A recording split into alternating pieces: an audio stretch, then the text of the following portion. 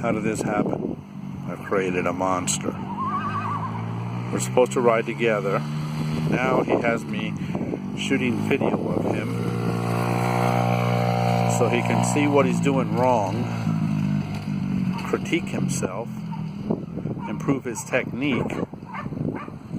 All the while, there's my bike. How the fuck, Gus?